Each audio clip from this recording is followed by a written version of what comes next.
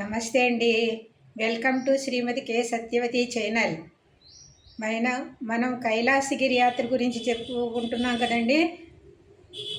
ఓం నమ శివాయ. అంతః తీర్థయాత్ర, అంతర్గత కైలాష్ బాహ్య పరిక్రమకు సమానంగా మనం వెన్నుముకలో ఒక అంతర్గత పరిక్రమ కూడా ఉంటుంది.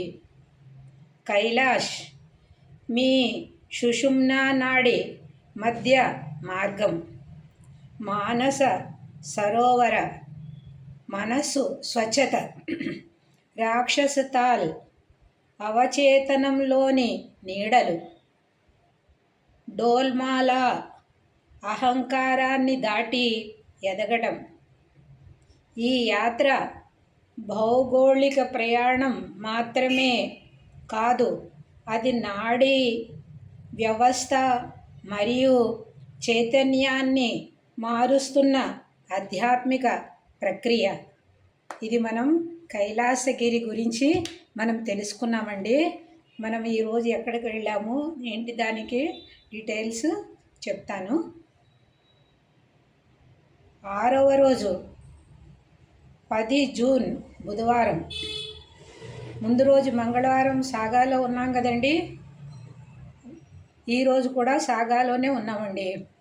అంటే హిమాలయాల దగ్గరికి వెళ్ళాం కాబట్టి వాతావరణం మనకి శరీరానికి అనుకూలిస్తుందో లేదో అని 2 రోజులు ఉండటం జరిగిందండి అక్కడ. అంటే చాలా ఎత్తులో, అధిక ఎత్తులో ఉన్న వాతావరణానికి శరీరానికి అలవాటు పడటానికి ఈరోజు ఉచిత సమయం. ఆ రోజు కూడా అక్కడే ఉన్నామండి. బుధవారం నాడు కూడా అక్కడే మేము ఫ్రీగా లేమండి. బ్రీతింగ్ ఎక్సర్సైజ్ చేస్తూనే ఉన్నాము, యోగా చేస్తూనే ఉన్నాము, వాకింగ్ చేస్తూనే ఉన్నాము. కానీ ఒక్కరోజు కూడా మనము బ్రీతింగ్ ఎక్సర్సైజ్ మానలేదండి.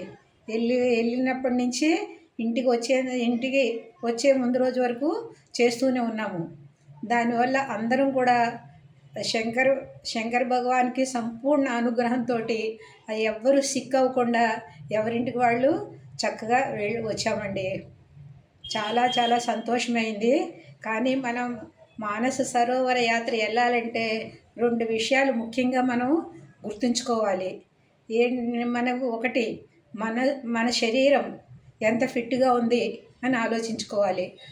మనస్సు ఎంత మనము శివనామస్మరణ చేస్తామో అంత భగవంతుడి శక్తి మనకి ఇస్తాడు. ఈ 2 ఫిట్గా ఉంటే తప్పకుండా మనం మానస సరోవర యాత్ర సుసంపన్నంగా చేసుకుని మనము ఇంటికి రావచ్చండి. థ్యాంక్ యూ అండి. నమస్తే. షేర్ చేయండి, లైక్ చేయండి.